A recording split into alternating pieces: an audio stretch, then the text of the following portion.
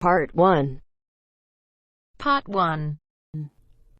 You will hear a conversation between a customer service representative and a customer who demands a full refund.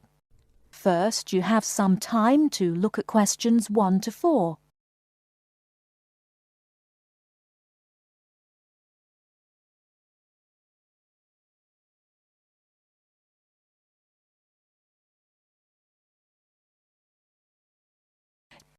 Now we shall begin. You should answer the questions as you listen, because you will not hear the recording a second time. Listen carefully and answer questions 1 to 4. Hello and welcome to Under Pressure Enterprises Customer Service Department. This is Kelly. How may I help you? Yes, I'm calling about one of your rice cookers I just purchased. What seems to be the problem, sir? Seems? There's no seeming about it. The blasted thing shoots hot steam all over the place, that's what. It nearly scalded my hand when I went to open it.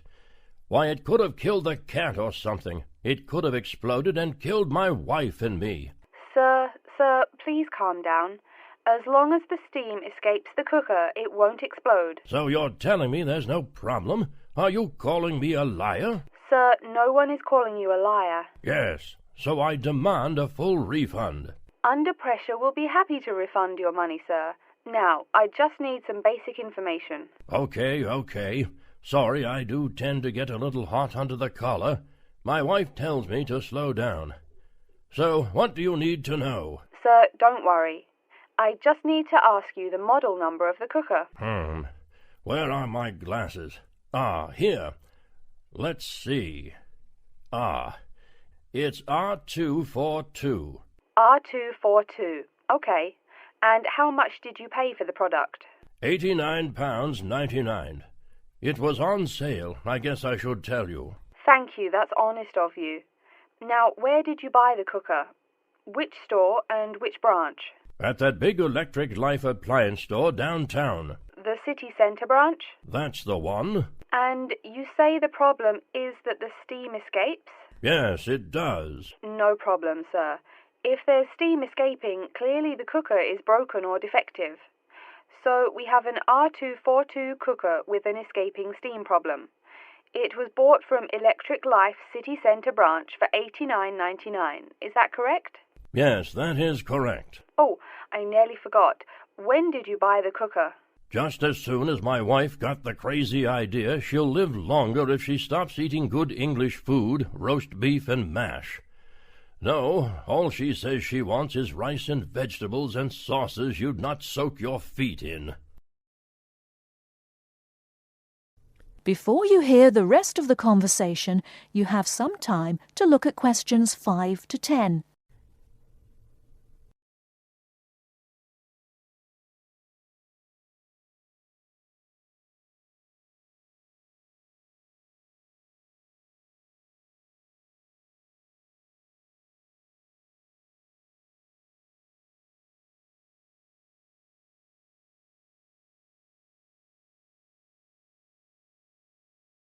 Now listen and answer questions 5 to 10.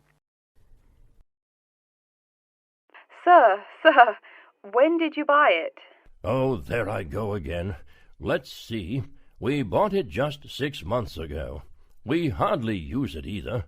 But 6 months? Is that too long? I mean, for the warranty? Very well. That's well within the warranty period. Now, what's your name and address? Name and address? What for? Sir, it is company policy. If you want your money, you must inform me. Money, you say? Oh, my name is Herbert Hewitt, and my address is 84 Park Road. Is that here in Coventry? Yes, the postal code is B0241DJ. But I don't think sending things in the mail is very secure or very efficient. I mean... Don't worry, Mr. Hewitt, don't worry.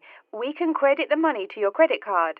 You do have one, don't you? Yes, that's how we paid for the cooker. Oh, yes. We still have the number on the computer. I only need to ask your card's expiry date. I'm afraid I never give that sort of information out.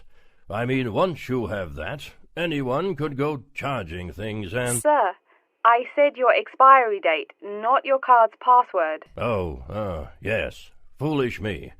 Of course, you didn't say password. Let's see. That will be April 2008. April 2008. Very well. Your card still has nearly 2 months left to go. We'll get that refund right to you, probably by 5 o'clock this evening. You had better. If I don't get my money... Wait. Yes, I know I'm losing my temper again. I really am sorry. I haven't had my medicine today. And, sir, just one more question for our records. How often do you go shopping at the city centre branch? Oh, well, it's hard to say. I suppose maybe once a month. But I can tell you this. If I don't get my refund, I'll never shop there again. Oh, I think it's time to start looking for another job. That is the end of part 1. You now have half a minute to check your answers.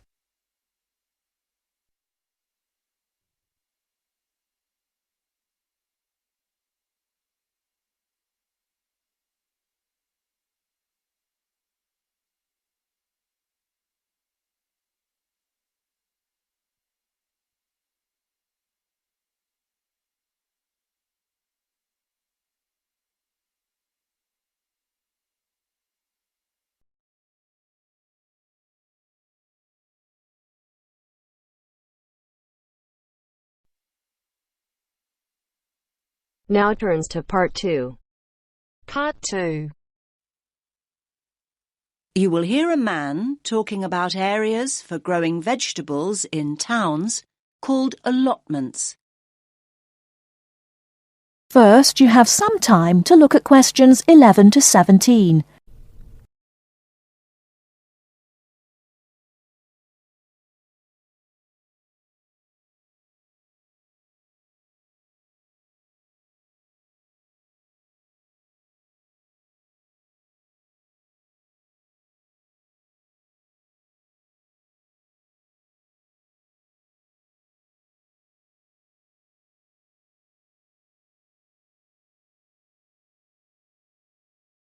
Now, listen carefully and answer questions 11 to 17. Good evening, everyone. I'm delighted to see so many of you. I was going to start by saying that more and more people are seeing the value of growing their own fruit and vegetables, but now I don't need to. First of all, let me say that whether you have a garden or not, there are all sorts of benefits to having a plot of land you can call your own, and it will give you a great sense of satisfaction. OK, let's assume you have a garden. Chances are it's small. Most gardens in cities are hardly big enough for a few pots of herbs and a couple of rows of beans. Now that's where allotments come in. A typical plot is around 250 square metres, big enough to feed the family for a year.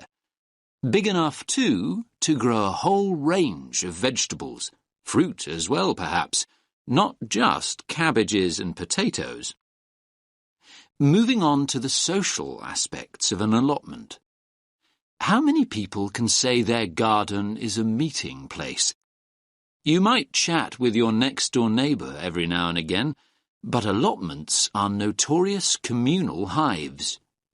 There are usually between 10 and 30 plots on any allotment site, and they bring together people from all sorts of social backgrounds. Where else do you find a lawyer deep in conversation with a lorry driver? There's often a great sense of camaraderie, with initiatives to involve the wider community, including the less able, the retired, and the unemployed.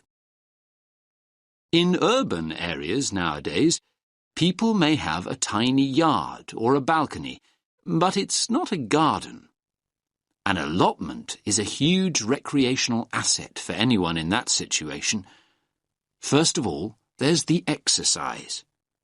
Renting an allotment costs around £30 a month. That's generally a lot cheaper than joining a gym. Then there's the involvement with nature. Watching seeds grow into mature plants gives so much pleasure and such a sense of achievement. Spending time outside in the fresh air boosts our mental as well as physical well-being. And one more thing. Don't forget allotments are also an enormous benefit to the environment. They provide invaluable green space in our ever more clogged-up towns and cities, making them more sustainable and appealing to live in. These spaces provide a habitat for wild plants, birds, insects, and occasionally bigger animals. What's more, locally grown food doesn't have to be transported long distances, and that helps to reduce road traffic and hence pollution. Now, food. A subject we all like talking about, because the main appeal of an allotment is obviously taking home all the freshly picked vegetables and fruit. So why is Grow Your Own so good? Well, to start with, there's the superior flavour. Food you've grown yourself tastes infinitely better than anything bought in the supermarket because it will be super fresh. Another point in its favour is the range. These days, gardeners are growing an amazing variety of vegetables on their allotments. Finally, there's the bonus of knowing that the produce you've grown is organic.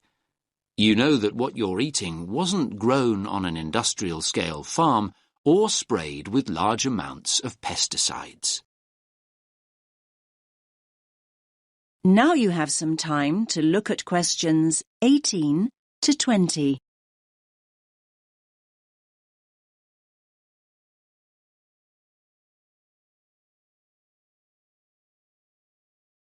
Now listen to the next part of the talk and answer questions 18 to 20. Now I'm going to show you a typical allotment from the site closest to here on Finley Road. Let me just get this image up. That's it. Can everyone see? So, as you can see here, each plot has a fence around it and its own gate. Between the beds are grass walkways. That means you can walk in and around comfortably and not get your boots too muddy. There are soil beds on either side. This plot, in fact, has two smaller flower beds opposite a much larger area for vegetables. And there's also a glass house for growing tomatoes or anything that needs more warmth and protection. Here you can see one of those at the front near the gate. Most allotments have their own shed at the far end, as you can see. Allotments do need a water source, though, and there are stone sinks outside the sheds. A hose pipe can be attached to the tap for easy watering. Some of the plots have a pond, though they're not always popular as they tend to attract insects. And this plot has a compost bin at the end opposite the shed for recycling organic waste. Right. So, how to go about getting an allotment? That is the end of part 2. You now have half a minute to check your answers.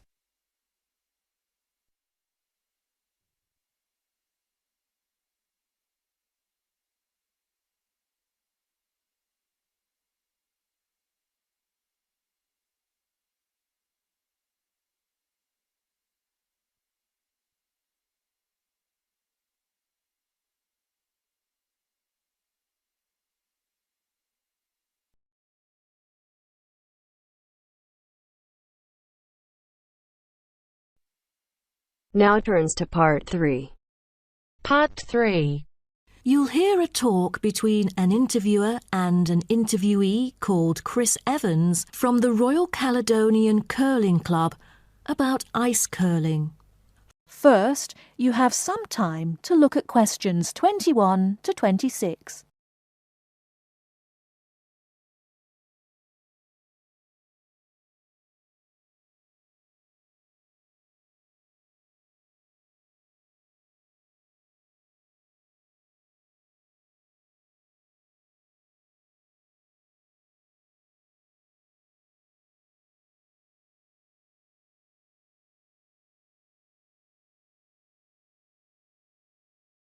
Now listen carefully and answer questions 21 to 26.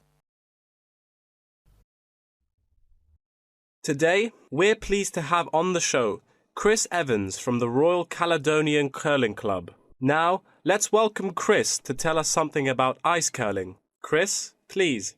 Thank you. It's my honour to briefly talk about ice curling here to all of you. So let's start with what curling is. Curling is a sport in which players slide stones on an ice rink towards a target area which is segmented into 4 concentric circles. 2 curling teams consist of 4 players, the lead, the second, the third, and finally the skip. The captain of the curling team and its players will throw their stones in the order stated above. Each team has 8 stones. The purpose is to accumulate the highest score in the game. Points are scored depending on which stone is resting closest to the centre of the target area at the end of the game. The ice surface on which the game is played, or the rink in curling, is called the sheet. It is covered with tiny droplets of water that become ice and cause the stones to curl or deviate from a straight path. The curling players should slide the heavy polished stones or rocks across the ice curling sheets towards the house, a circular target marked on the ice, as I mentioned before. There are several pieces of equipment essential for a curling game, so a concise instruction will be given to you. The most important things are the curling brush, which is used to sweep the ice surface in the path of the stone, as well as the curling stone, which is sometimes called rock. The former is usually made of horsehair, and the latter is made of granite, mainly coming from Scotland. Curling shoes are similar to ordinary athletic shoes, except that the 2 shoes in a pair have dissimilar soles. The sole of the slider shoe, which is designed for the sliding foot, is typically made of Teflon, while the gripper shoe for the hack foot has a special layer of rubber applied to the sole. During the curling game, you may also find a stopwatch attached either to the player's clothing or the broom, which is used to time the stones over a fixed distance to calculate their speed. Before you hear the rest of the talk, you have some time to look at questions 27 to 30.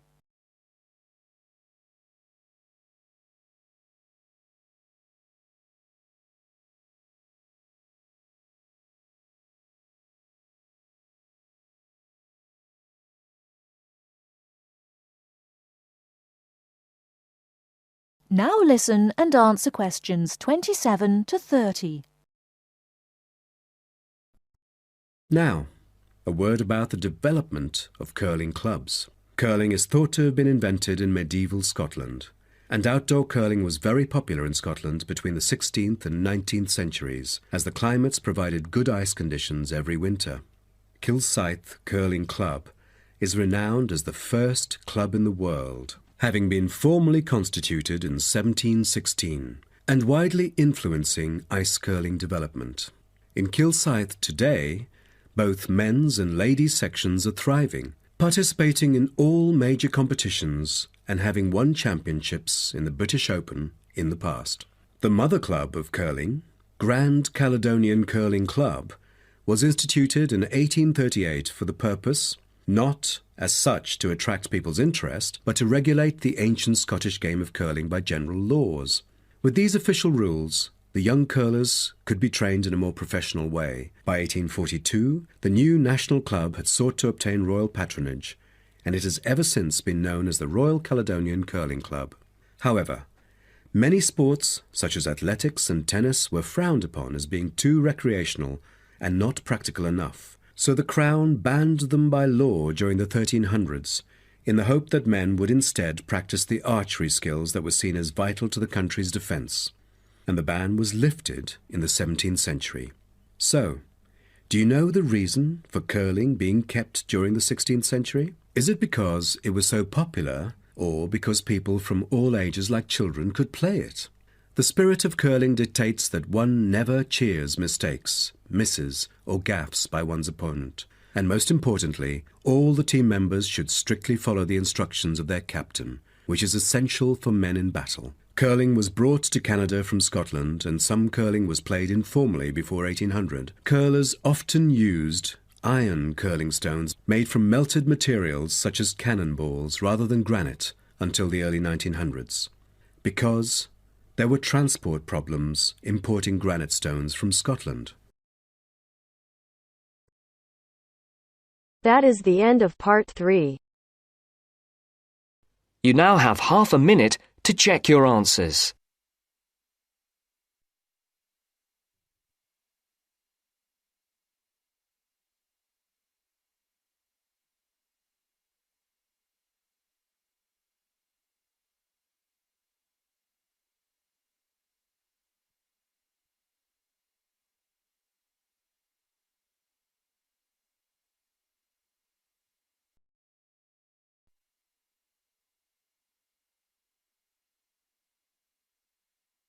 Now turns to part 4. Part 4. You will hear a talk given by a lecturer in the art history department. First, you have some time to look at questions 31 to 40.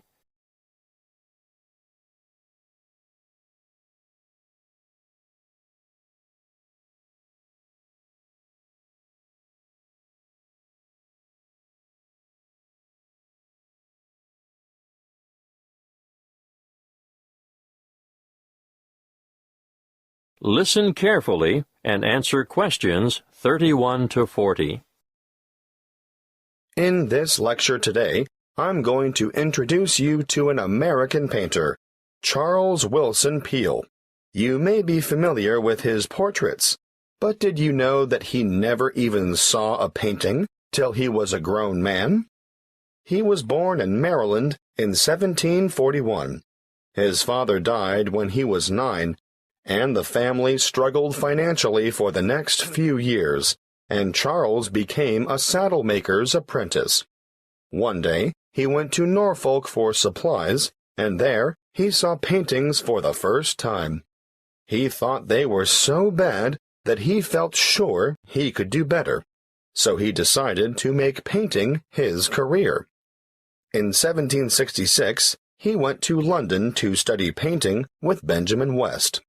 Whilst there, he painted this portrait in 1768. See slide 1, Pitt as a Roman senator. Notice how elaborately symbolical this portrait is. The symbolism arises, of course, from Pitt's famous speech to the British Parliament, where he draws an analogy between the ancient Roman Senate's view of a barbaric Britain and the prevailing European view of the time of a barbaric African continent fueling the slavery trade. Perhaps you didn't know that the Romans used Britons as slaves. But I digress. Back to Peale. He returned to America and in 1772 painted the first ever portrait of George Washington. See slide 2. In 1773, he painted a group portrait of himself, his wife, mother, brothers, sister, his old nurse, and an unidentified baby. Just look at the slide. This painting is simply called the Peale family. And you can almost feel the exuberance of the family and their warmth towards one another. He enjoyed great success as a portraitist prior to the Revolution, and served with distinction in the Revolution. During this time, he became friends with George Washington, Benjamin Franklin, and Thomas Jefferson.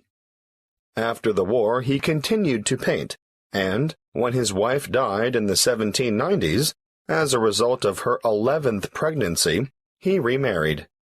He had 17 children in all, naming the sons after famous painters or scientists.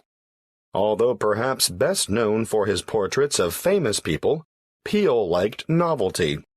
Look at this slide of his 2 sons, Raphael and Titian, life-size, climbing a narrow stairway. This painting, The Staircase Group, 1795, was exhibited in a doorway as a trompe-l'oeil. And it is said that it did, in fact, fool the eye of George Washington. Even as far back as 1772, we can see his desire for difference in Rachel weeping. It's a rather macabre portrait of his first wife crying over the death of one of their children, their daughter Margaret. I'd like to show you one more slide to demonstrate his innovative approach. This is a portrait of his brother, James, sitting at his desk at night, with only his face illuminated by a lamp. This was painted much later than the others, in 1822. You know, Peale believed anyone could learn to paint, and he taught painting to his brothers, sisters, sons, daughters, nephews, nieces, and other relatives. 4 of his sons, Titian, Rubens, Rembrandt, and Raphael, became painters, as did his brother James. Before I finish, I'd like to tell you a bit more about Peale. He was active in politics for several years, and throughout his life he maintained a lively interest in many branches of science. He was also an inventor who gained patents for a fireplace, porcelain false teeth, and a new kind of wooden bridge. He collaborated with Thomas Jefferson on what was known as the polygraph, a kind of portable writing desk. But it wasn't any ordinary desk.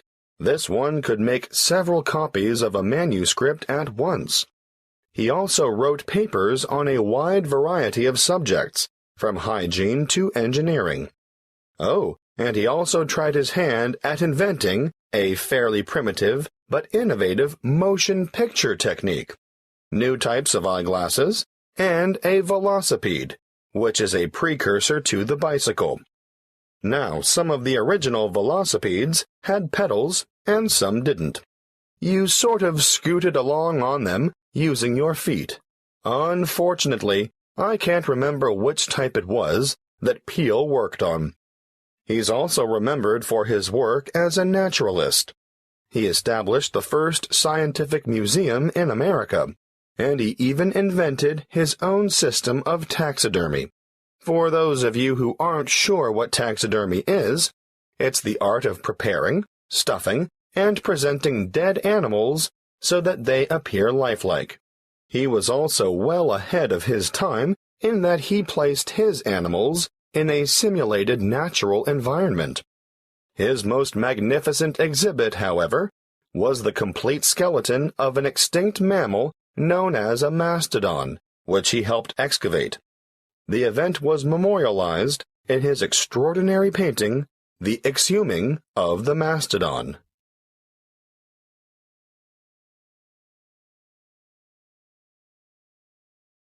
That is the end of part 4. You now have half a minute to check your answers.